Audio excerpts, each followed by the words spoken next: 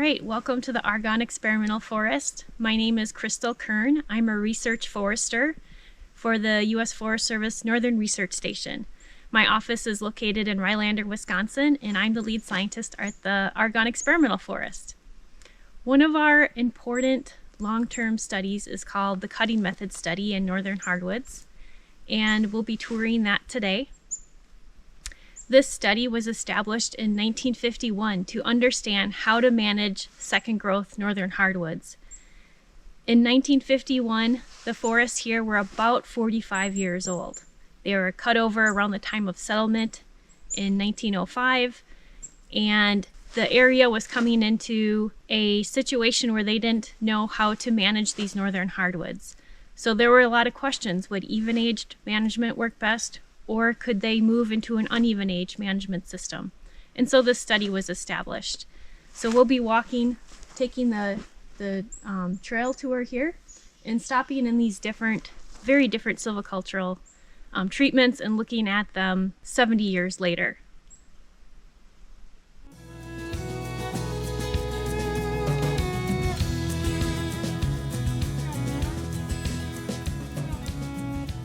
So here in northern Wisconsin, the glaciers retreated about 10,000 years ago. And so we have some really interesting glacial features here in northern Wisconsin. One of them is drumlins, and that's what we're standing on here at the Argonne Experimental Forest.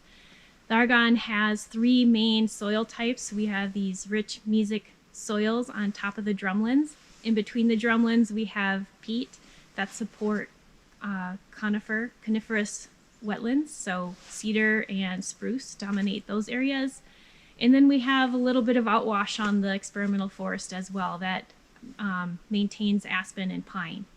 So we have quite a bit of diversity on this forest. Some of the wildlife in this area include white-tailed deer, black bears, raccoons, fishers, martins, a variety of songbirds. We have a lot of migratory birds that come up here from the south in the summer. Right now, I think I even just heard a chickadee that stick around year-round. We have a number of different amphibians, some salamanders, such as the blue-spotted salamander. So this area was settled in the around 1900, I would say. Just prior to that, in northern Wisconsin, in the late 1800s, was what we call the pine cutting era. So these areas were being explored to cut out pine, white pine specifically, and that was important to building Chicago and Minneapolis and many of the larger cities to the south of us.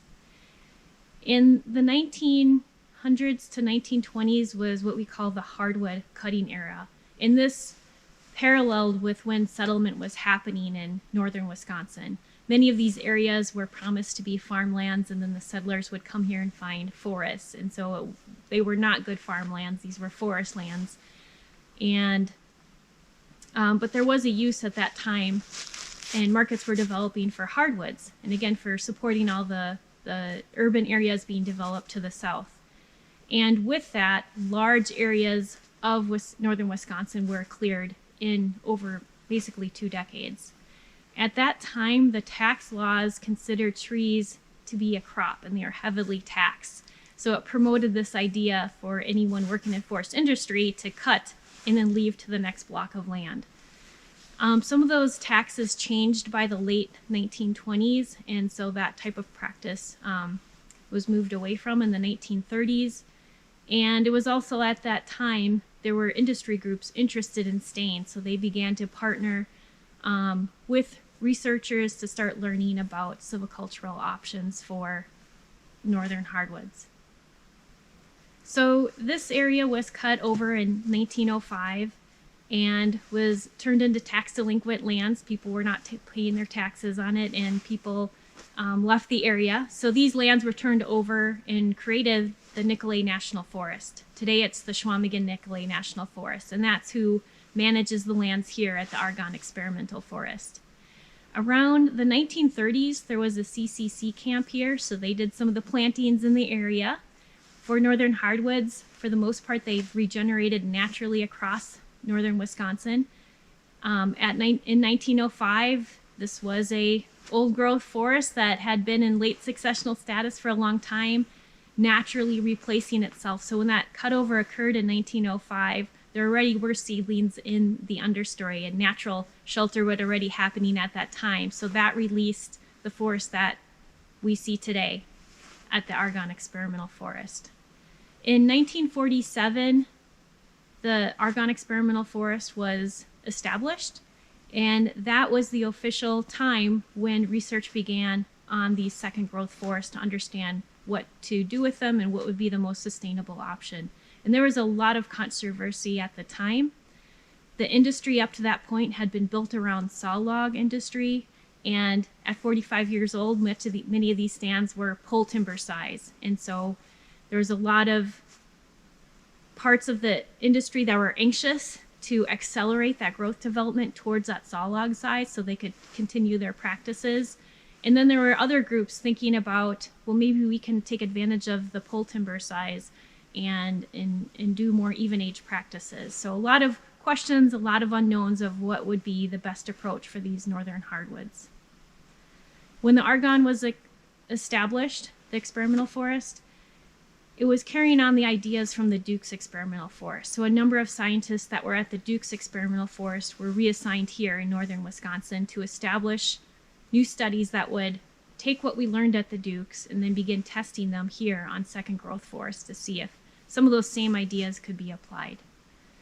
So in these experiments, I'm sometimes seventh generation scientist to be carrying on these experiments. So as I mentioned before, this study is going on its 70th year. Many of these species in the northern hardwoods can live up to 100 years, 200 years, 400 years. So we're just beginning this experiment. And so the answers that we're seeing today, we are learning from and applying them places, but we have many decades to go to understand really how these full silvicultural systems can be affecting these forests and providing us the goods and services that we expect from them.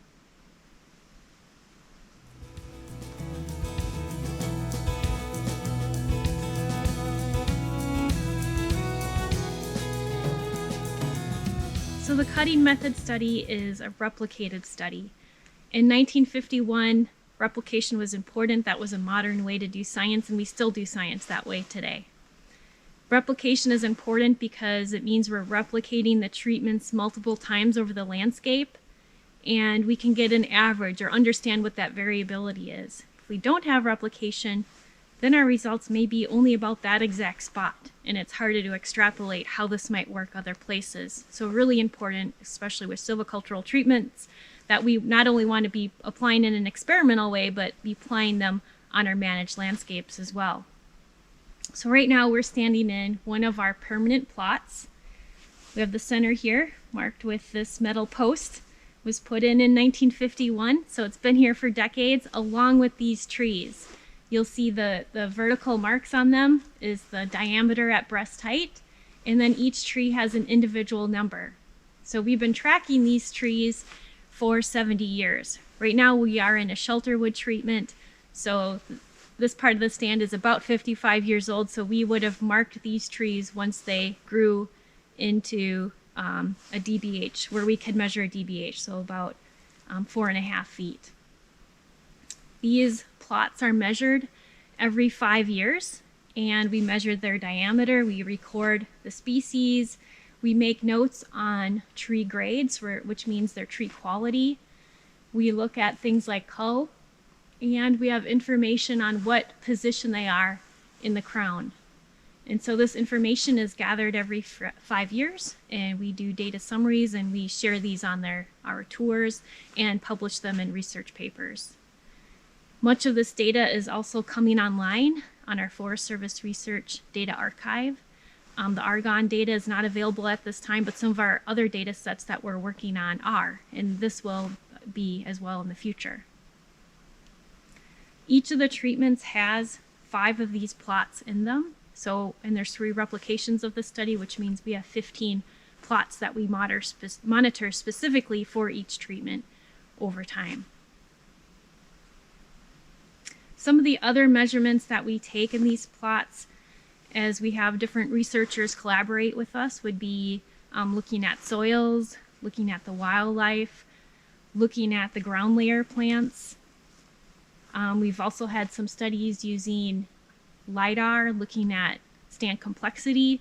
So these studies usually have a very robust core silvicultural treatment and replication study design that allows other researchers from other universities and other agencies to come in and piggyback on that and collect other information too. So over time, we're building a very comprehensive understanding of these forests and how these silvicultural treatments not only affect the trees, but other components of the ecosystem as well.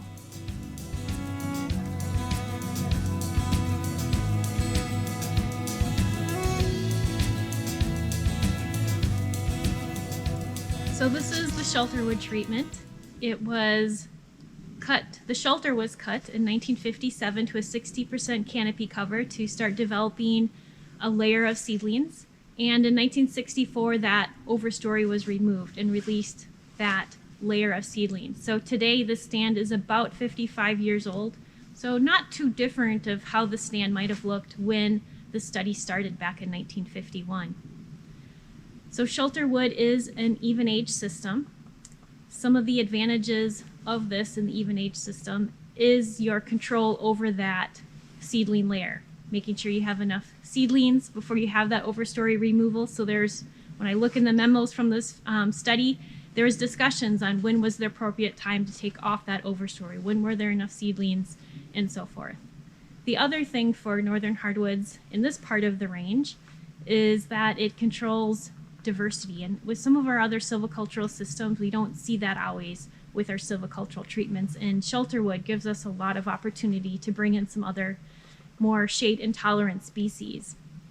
And we see those in the stand today, such as the ashes, so white ash, and the birches. We have both paper birch and yellow birch. Behind me and back there, paper birch. One thing I wanted to note with this stop is that yellow birch and the birches in general have an affinity to grow on tip-up mounds. So you can see some of the microtopography behind me. They have light seeds that are able to stick to that exposed mineral soil, which is a perfect substrate for them. Where other seeds, maybe oaks and other larger seeded species, would roll off something like that and wouldn't have the ability to stay on there.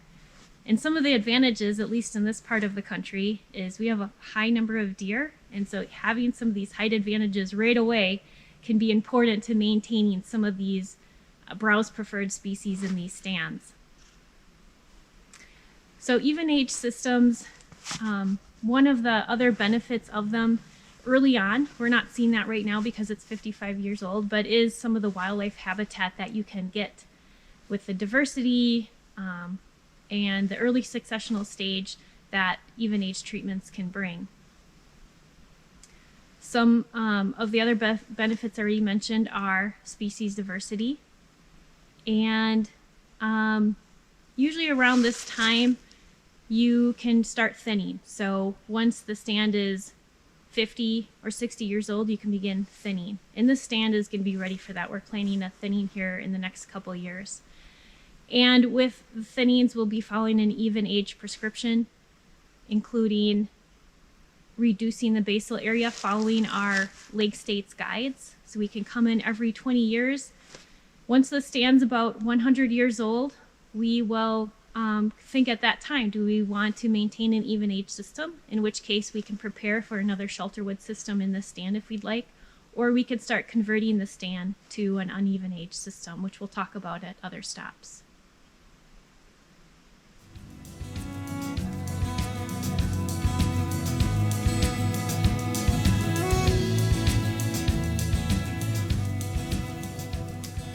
So based on our research here at the Argonne Experimental Forest in the Shelterwood treatment, and we have also other examples of the Shelterwood treatments on other places on the forest as well, the main take-home that we've developed here for this part of the northern hardwoods, meaning the western range of the northern hardwoods, is this is the treatment to start developing quality early in the stand. And also you have greater control over species diversity. So the Shelterwood allows more of those shade intolerant species to come in compared to the other cutting treatments, such as the uneven age method, such as selection. You're going to bring in more diversity. And in situations where you have a stand with a lot of poor quality, it's often easier to start over with a new stand, and you have a good opportunity to do that with the Shelterwood system because it brings in high stocking of seedlings. You can control composition to meet your goals, and so there's good opportunity to use this method to meet those two types of objectives. Drawback is you do have to wait a number of decades before you have another commercial harvest, but once you get into that commercial size, there is good opportunity for crop trees that can show high quality. You can thin around those crop trees and have meet your financial goals as well. One advantage also of the Shelterwood over other even age practices such as the clear cut, here in this part of the northern hardwoods on the western range, our clear cutting systems aren't as consistent in bringing in natural regeneration, where with our Shelterwoods we have more consistency in making sure we have good stocking of a regeneration layer. So with Shelterwood, we're bringing down that canopy cover down to 60%, 50%, depending on the situation, sometimes down to 40% if you want to bring in more shade intolerant species. If we keep that canopy cover high, there's a lot of shading in the understory and we see more sugar maple. The more we open up that canopy, the more we can bring in some of our shade intolerant species, such as the more ashes, some cherries, the birches, the oaks, and bring in more of that component. They're also fast growers, so when you remove that overstory, you're releasing these shade intolerant species that are fast growing and can grow faster than the sugar maple, so you'll see those species coming into commercial size sooner. Another opportunity with the Shelterwood is to do scarification. We didn't do that here at the Argonne, but in situations where you need a different substrate for certain species, such as the oaks or the birches, and you want to promote that more in the stand, again, that's another positive of the Shelterwood, is having that opportunity to not only bring in more light, but change the ground conditions, the substrate availability with that in that stand to tip that composition in a different direction.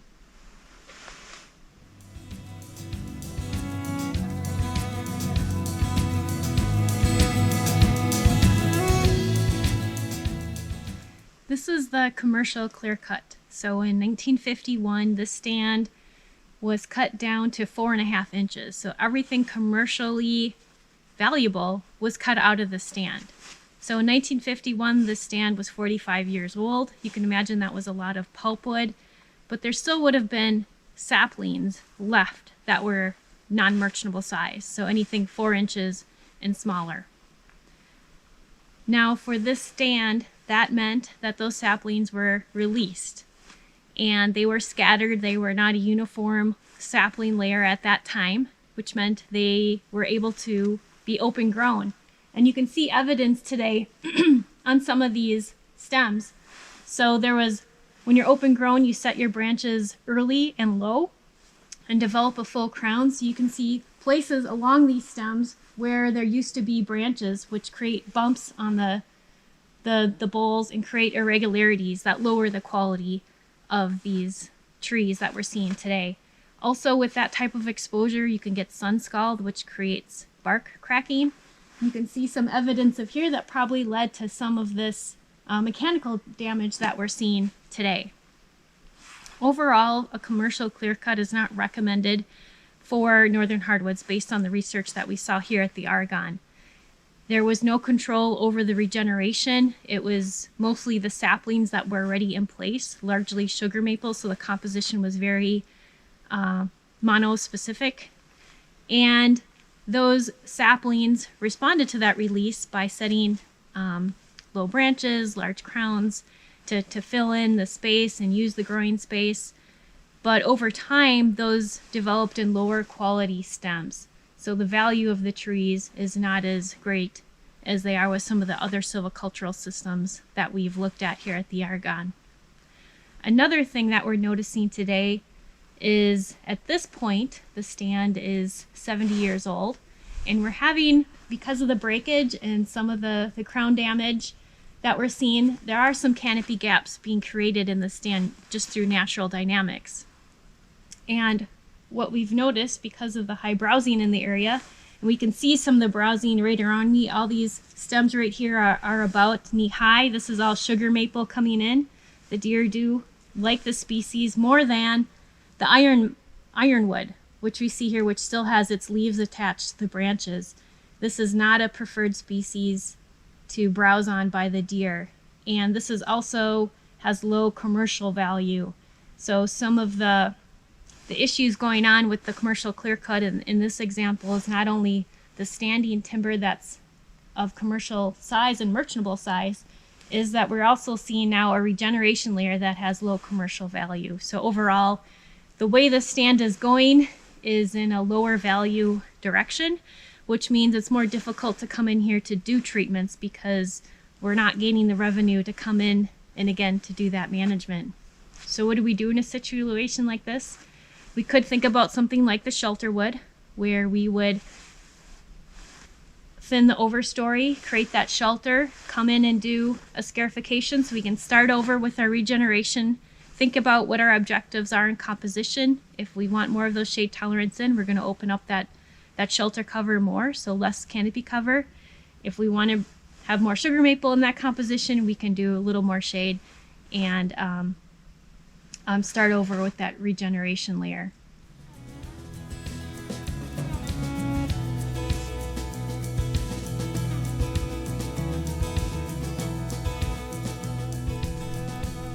So with tree defects, that's often a concern with silvicultural treatments, but these defects actually have the other side of the coin. There's some ecological value in some of the defects we see on trees. So here we have some cankers on these two trees. We can call these also microhabitats. So a lot of times when we're thinking about habitat, we're thinking about ranges for bald eagles or wolves and so forth, but there's also small habitats on trees for smaller organisms. And microhabitats mean that feature is critical to the life cycle of that critter.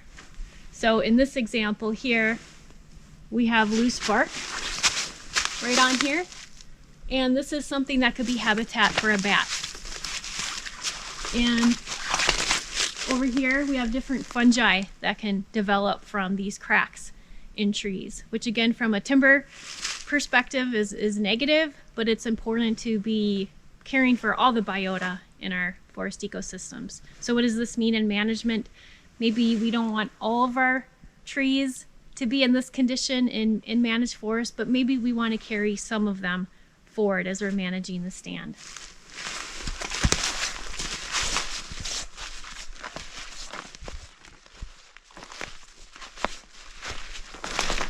Another example is in this stand, in this commercial clear cut, where the branches were set low, and then as that canopy closed, those lower branches died. Where those branches were created decay and created holes in the tree. So here's an example of a place where this is a microhabitat. This could be something for a squirrel or chipmunk, or it could be for birds nesting in that area. Again, a lot of different wildlife could use this for their life cycle. Down dead wood is another important feature. Here where we see martens as a part of our wildlife component here at the Argonne and across northern Wisconsin, the larger the diameter, the downed wood, the better for that type of species. Really important for them to be moving through the forest and for hiding locations. Here's an example of standing deadwood or a snag, which also provides important habitat. And you can see some old woodpecker holes at the top of this snag as well. So while it was living, it was providing wildlife habitat, and then in its dead form as well, providing wildlife habitat and stands.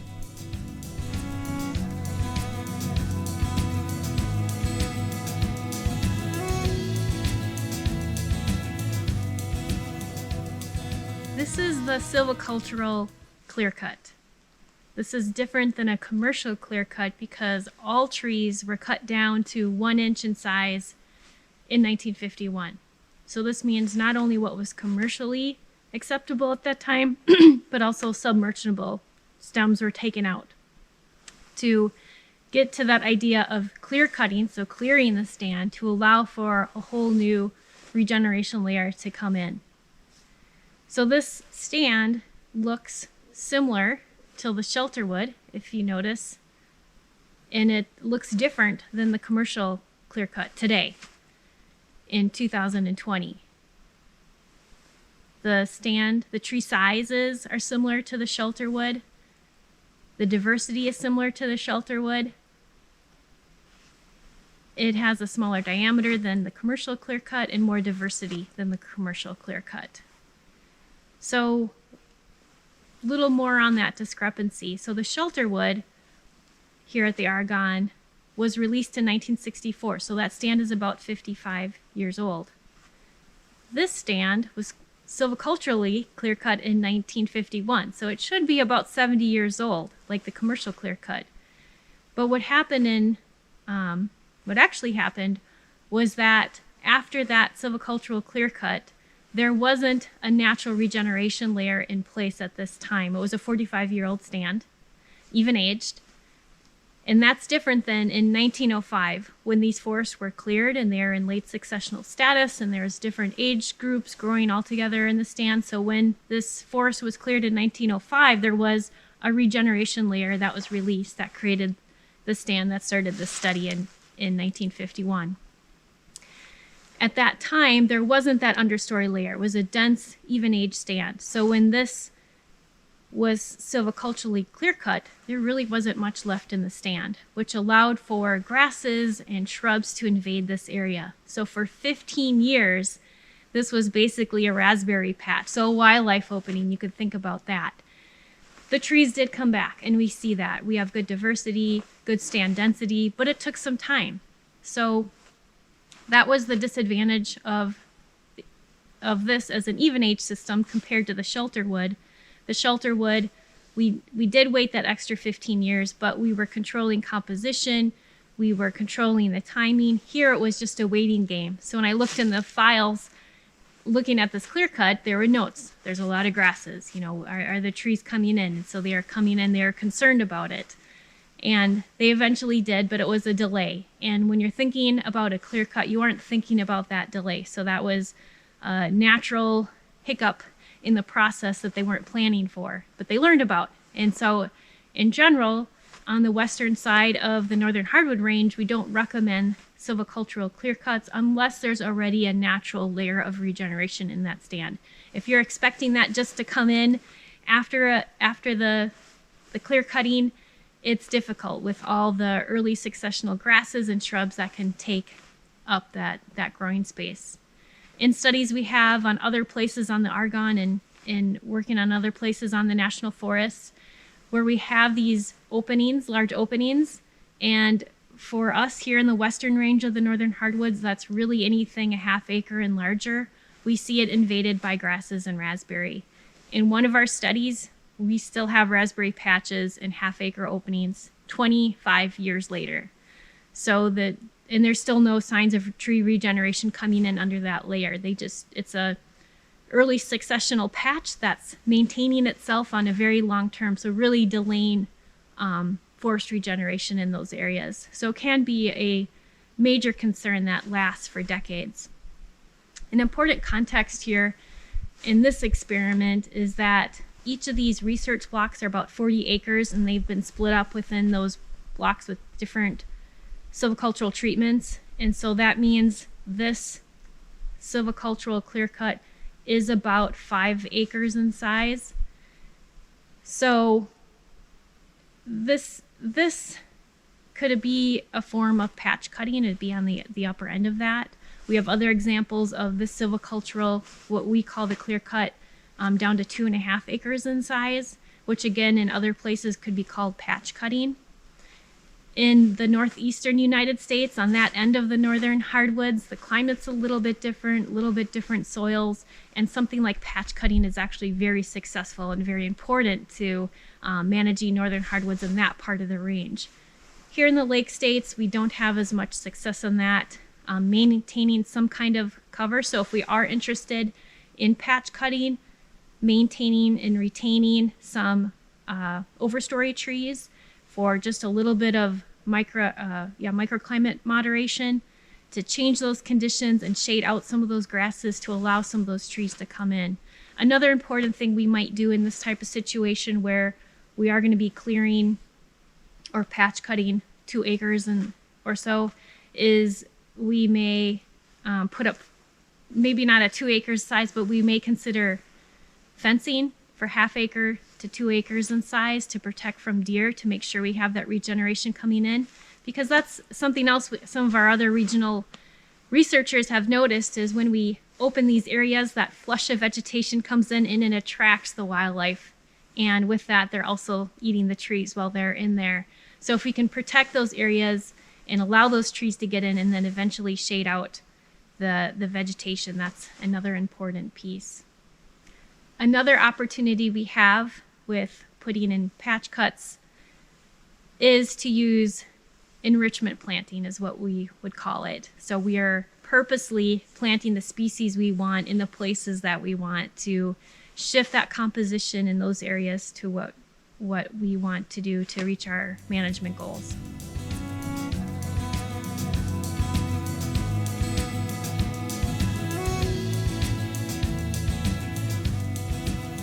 This is the crop tree release, or also known as crown thinning. This started in 1951. At that time, the stand was 45 years old, so a pole-size stand began thinning right away. The idea was to select crop trees. So in the stand behind me, you notice structurally there's several large trees and a lot of small trees, and this has been thinned every 20 years doing the crown thinning. These crop trees were selected based on how they looked at the time. Did they have potential to develop into large diameter, healthy, growing, valuable trees? So trees that had defects, kinkers, other deformities were cut out. However, the priority was focusing on crop trees, so picking the best trees and then releasing them 7 feet distance. The 2 main competitors in that 7-foot donut, you can think around the crown, were released to allow that tree to continue growing until the next entry. The idea was that this was an even age stand, and so applying these tending treatments over time would carry it through, working with what was available to bring it to its economic maturity. This idea is used also in something like the Shelterwood or a clear-cut system. Once it gets to a commercial size aged around an average diameter of 8 inches, you can begin thinning every approximately 20 years. In this stand, there's about 50 to 60 crop trees that were selected, and over time, thinning's been maintained around them. So the composition for this stand was taking advantage of what was already there, which was primarily sugar maple, but because of the open conditions, there's a number of ash that you can see and birch that came into this stand. And so if they met the criteria of being a crop tree, they were selected as a crop tree to maintain the stand. So in this stand, we're seeing some natural regeneration of sugar maple and ironwood. As you can see, the ironwood still has its leaves on. So at this time, for regeneration opportunities, we'd want to be thinking again about potentially a shelterwood, or thinking about converting this to an uneven age stand where you would start putting in groups or patches to develop new age classes.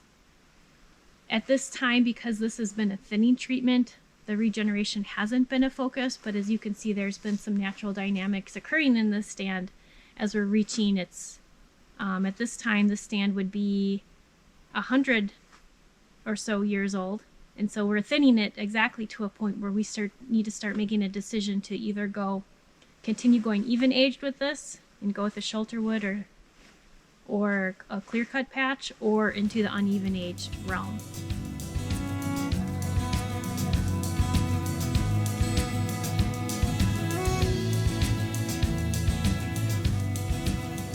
is the control treatment. It's an unmanaged area in the study. It hasn't been cut at all. It has the stand history that I mentioned earlier. So this would have regenerated since 1905 when the great cutover in northern Wisconsin happened. And so this stand today is about 115 years old. You'll notice it looks pretty different than the areas that have been under management in this study. Looking around, there's a lot of variety in tree sizes, so very small diameter trees to really large diameter trees. You'll also notice that it just isn't hardwoods, and that's easy to pick out this time of year in the off season when the leaves are down. Eastern hemlock is behind me. These are typically called not just northern hardwoods, but hemlock hardwoods. And hemlock was cut out early in the 1900s as well, and over the course of this study. And that's because hemlock was early on useful for the tannins in its bark and very important for producing leather. Today, because of some physiological things with the development of the rings in hemlock, it's not considered very commercially important. And in the past, maybe even in the 1950s when this study was started, it was considered a nuisance. So over the 70 years of this research study, it was initially intentionally cut out of the treatments to focus more on commercial species within these treatments. Over time, we've backed off of that idea in general because of the really important ecological importance of hemlock in these stands. And in general, having a conifer hardwood mix is important for a lot of different reasons. But of course, this always goes back to landowner objectives. But here you can see in the control, under natural conditions, hemlock is an important component of these stands. With the variety of ages, it's important not to be fooled into thinking this is a multiple age stand. So again, these stands regenerated after 1905, approximately 115 years old. There were some residuals that were left at that time, so potentially there's a two-age stand here. And right now at 115, when we think about stand development, this is the point of stand development where it's just starting to break up. So you can see some decay here and some natural canopy gaps developing. So we're standing in one right here. We can see there's an opening that was created. We have sugar maple, white ash, and some other species infilling here. So we do have a new cohort that's coming in. So potentially we have a third age class or a second age class coming in. So in stand development, this is the forest reinitiation stage, where it's starting to break up and move into a more mature development. One thing that we learn from our unmanaged forests is we learn about stand dynamics. We learn about how composition is naturally changing over time. And we also learn about natural disturbance. And there's been natural disturbances in the area. And what we typically expect for these types of forests are this small canopy development is very common, about 10% of the area being affected by small canopy gaps. Over time, we'll see more in severe disturbances. And I should mention that these small disturbances are often due to individual tree mortality because of insects or disease, or from small wind events tipping up trees. Typically, we see more moderate severity disturbances, those occurring maybe once over the lifetime of a tree, so every 100 or 200 years. And those can affect 30 to 60% of the stand. So thinking about what a shelterwood is, kind of almost to a clear cut, but not quite. So kind of a pretty moderate, large opening to those stands. And those types of events is usually where we see our yellow birch coming in and some of those more shade intolerant species in stands that are unmanaged.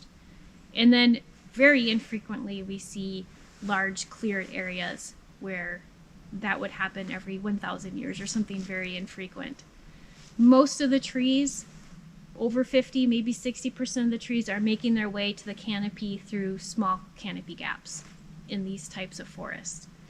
So this suggests things like uneven age management, where you're creating small openings, are amenable to this type of forest type, because these species already have the characteristics to survive and grow and reach the canopy and reproduce under those types of situations.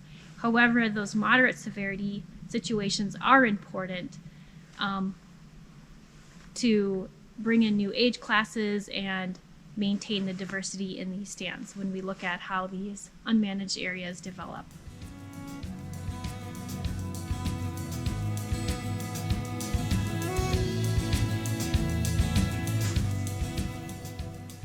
This is the diameter limit cut. This means all trees over a certain diameter were cut 2 times in this stand. At 12 inches stump height, every tree that was 8-inch diameter at 12-inch stump height was cut in 1951 and in 1991. That's approximately a 7-inch diameter tree. So in 1951, the stand was 45 years old, and so all trees 7 inches and taller were removed from the stand. The residual stand had about 30 square feet per acre in basal area. So very heavily cut, very open. In 1991, which is 40 years later, there was another commercial harvest. At that time, the basal area was at 120, and after the diameter limit cut, removing all trees that were 7 inches in 1991, there was only 15 square feet of basal area left. So very dramatic cuts in 1951 and 1991. Now in 1991, the quality that came out of the stand was lower than what we see in some of our other silvicultural treatments in the study. In 1951, however, this appeared to be the most financially best treatment to do because of how much wood was coming off. And as I described, a large amount of wood came out in 1991 as well, but it was lower quality wood. Part of the reasons that it was lower quality, very open grown trees, as you can see in this example right here, the crown is set very low, so the branches are set low. There's more bumps and deformities that can occur in the bowl of the tree. They're also open and exposed, so sun scald is an issue, which creates seams and bark cracking, which you can also see on this example behind me. The other issue is composition. There's less control over the composition. At this point in time, there's actually quite a bit of American elm coming into these stands. And right now we have an disease issue with elm, where we aren't going to see these trees aren't going to grow to their full maturity because of this disease. So this is causing a problem in the stand over the long term when we're thinking about it economically. How can the harvest allow us to keep coming in? And we're losing that opportunity in the stand. So based on the quality of the stems, the limited opportunities with the composition, this might be a situation where we want to start over, something like a Shelterwood, coming in with some planting and using all of our tools to move the stand in the direction we want. With diameter limit cutting, where we're not thinking about that next cut, you're only thinking about what's coming out and not the future, there is limited options for your future. So in general, this is something that hasn't been recommended to use. The only flip side to this treatment that we've seen is the interesting structure that it does provide. So the area that we're standing in is quite open, actually, and it's been another 30 some years since the last harvest. So it's not a fully stocked stand. There was a lot of raspberry and grasses that came in that took up that growing space, and so we're still seeing some of those effects right now. And talking to some wildlife biologists, this situation has created some unique habitat for birds and flyways and so forth. So there are some elements to this that aren't all bad. But again, when we're thinking about managing forests, we need to think about all components of the stand. So thinking about objectives both financially, which makes sense, and ecologically makes sense. You may not want to do one thing in all one way or the other, but this might provide some ideas to provide a little bit of habitat in parts of a managed stand.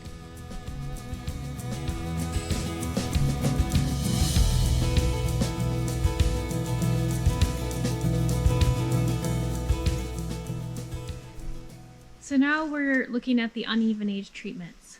This is single tree selection with a residual basal area of 90 feet squared per acre. This is the highest residual basal acre for single tree selection in this study. So with uneven age management, we're maintaining cover and mature trees over time. We're tending the forest and regenerating the forest all at the same time in the same stand.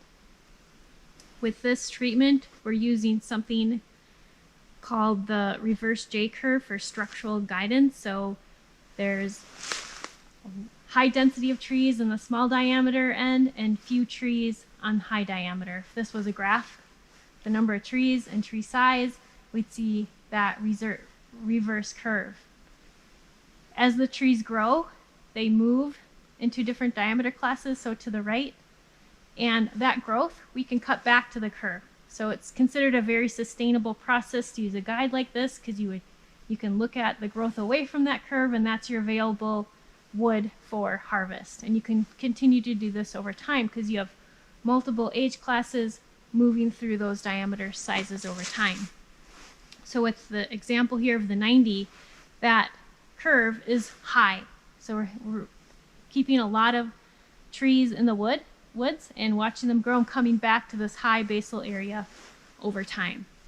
One of the advantages of a high basal area is there's a lot of trees left in the stand, which forces these trees to compete and grow tall, which means you can get more 16-foot logs out of each bowl.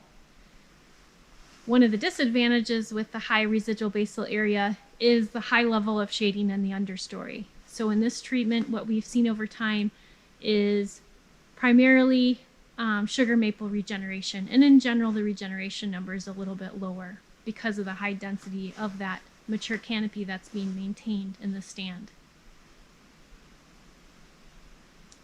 So with this treatment, some of the advantages are the continued coming in back to the stand on a frequent entry. So this is on a 10-year cutting cycle. So you're having commercial harvest every 10 years.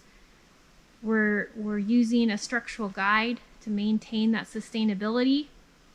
The composition is going to be more towards sugar maple with this type of cutting, and the quality on the residual trees can be quite high because we get a number of 16-foot logs out of each tree because they're growing taller. Now, one thing to note with these stands is that in 1951, when these selection treatments were started, is that the stand was essentially an even age stand that regenerated in 1905. And so the idea was in northern hardwoods, because of the great shade tolerance of sugar maple, that it would be okay to begin to get this diversity of size classes, and even though it may not represent a full range of age classes, with the idea is that a range of diameters could support these commercial harvests over time, and we keep doing that at a sustainable level. So in general, this has been a recommendation for northern hardwoods, but we can't be fooled by this. We always have to keep in mind that many of these trees, although they look like they're different sizes and different ages, they really are different ages, which means there's some concerns with applying this to even age stands, such as these smaller stems, when they're released, are more apt to epicormic branching, which when something like selection system, we're aiming for high quality saw timber, so large diameter trees with clean boles. When we have these old trees in that small diameter class, we're putting some of those goals at risk, because suddenly you're opening those old trees up, they're going to put out their resources and epicormic branches, which can then take away and detract from reaching those goals over time. So that is something important to consider. So in a situation like this, it's not exactly selection system. We can call it a selection-like approach being applied to an even age stand.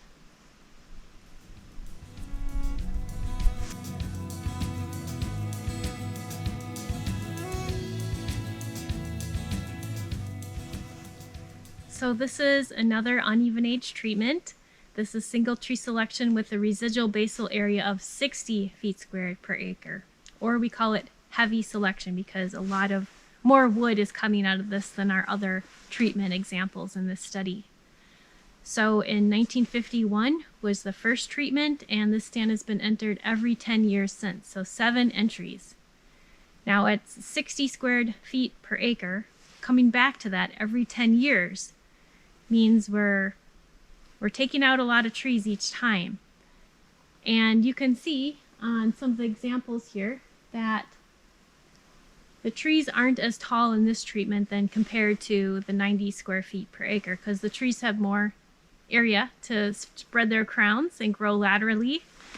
They're not growing as tall. We still can get 16 feet logs out of these, but we may not be getting multiple 16-foot logs out of these stands. Still, the quality is good because we have enough residual base area to be protecting those bulls from sun scalds. We don't see the cracking that we do in something like a clear cut or the diameter limit cutting. One interesting standout feature for the 60 though is the species composition. It is different, more diverse than the other uneven age treatments in this study. And that's partly because it's the lowest basal area that we tested. And when we go through the notes of this study, what we found is that in some of those earlier entries, the scientists were noting how far apart that mature layer, the overstory layer, those trees were wider in distance and creating canopy gaps in the overstory. And so this was allowing other species to come in, such as birch, and we can see some of those behind me. We have a canopy gap right here that is being created. So it wasn't being created intentionally in this treatment, it just occurred because of the lower density of some of those larger diameter trees in the stand. And so this brought along the idea of, in areas where we want to apply uneven age management like single tree selection, and we also want to start shifting composition, that using group openings would be an important feature. So many of the recommendations in this region include continuing these selection-like treatments, but also integrating what we call regionally canopy gaps, which are basically just group openings, to be places where we focus on shifting composition.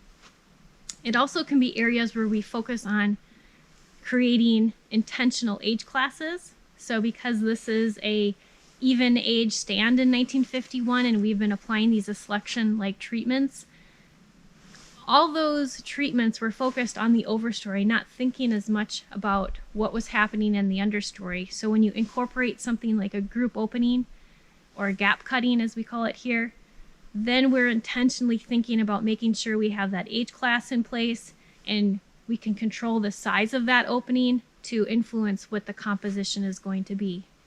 Here on the western part of the northern hardwoods, we typically create these openings from a 1/10 acre in size up to a 1/2 acre in size. Anything beyond that, we start to get too much raspberry, grasses, and other early successional ground layer species that can delay regeneration. When we stay smaller than that, then we have enough shading and we can control the microclimate to encourage more tree regeneration. And then the amount of light influencing some of these other species to come into these openings.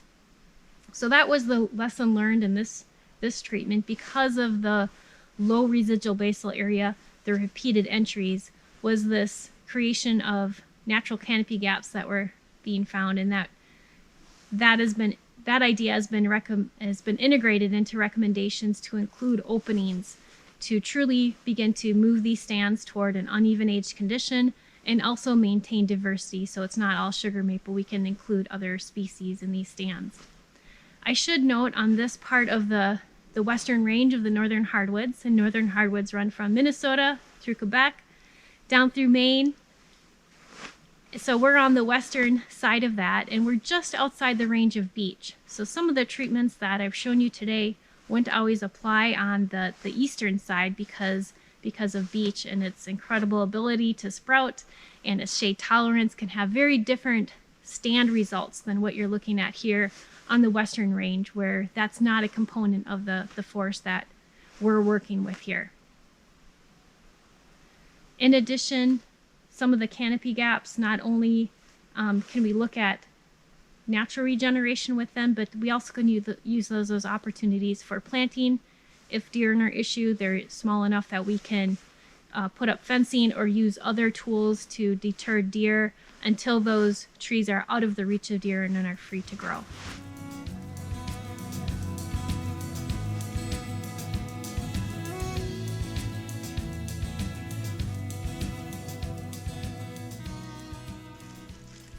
So this is an uneven age treatment. This is single tree selection with the residual basal area of 75 feet squared per acre.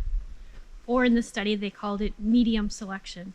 It was medium from retaining a high basal area and medium to retaining a lower basal area. So there's 3 single tree selection examples in this study, 90, 75, and 60. We're in the 75 right now. This has been entered 7 times since 1951, so a 10-year cutting cycle. Over time, the results have indicated this to be a good compromise between the 90 and the 60 in terms of single tree selection. If your goals are to create high-quality saw logs over time, maintain a good mixture of species, this has been the recommendation. So the trees here don't grow quite as tall as they do in the 90, but they do grow a good height in that you can get multiple 16-foot logs out of the bowl. The stand is a little bit more open, not quite as open as the 60 feet squared per acre, but it does allow more light, a little more diversity than what we see in the 90. With what we've learned from the 60 in terms of what canopy gaps can do in terms of composition, that idea has been combined with the 75.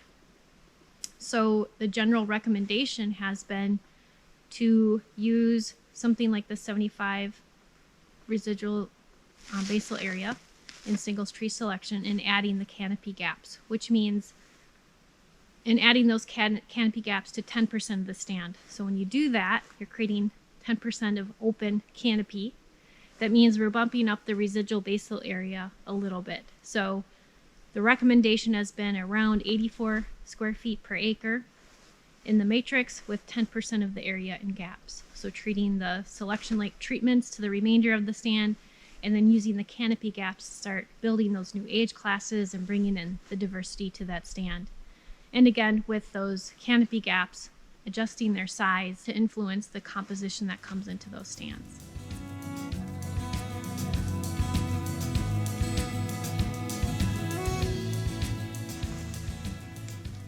So welcome to the Argonne Marteloscope. The Argonne Experimental Forest has a long history of training and outreach for professionals and students, and the Marteloscope is our newest addition to this tradition. A Marteloscope, the word comes from France, has French origins, meaning a tool to learn to mark timber. And so this is a real-life 360 tool to learn about tree marking in northern hardwoods. In a Marteloscope, it's a 1 hectare plot of land where every single tree is mapped, marked, and measured. As you can see in the trees behind me, they all have an individual number. They have a tree tag. We've collected the diameter on them. Also, we collect other information, tree quality, cull information, so we can get at some economic information. Also ecological things such as microhabitats. We look at each tree to see how much habitat they're providing, and we look at disease and insect effects on these trees, put that all in the database. What this means for the student is that they can come in here and know a lot about this forest, and they can practice marking.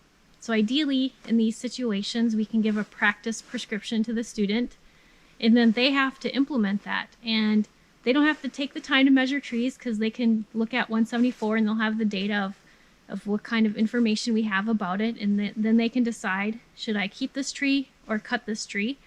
And with that database, they can say yes or no, and then move on to the other trees, deciding what stays and what goes according to the objectives in that prescription.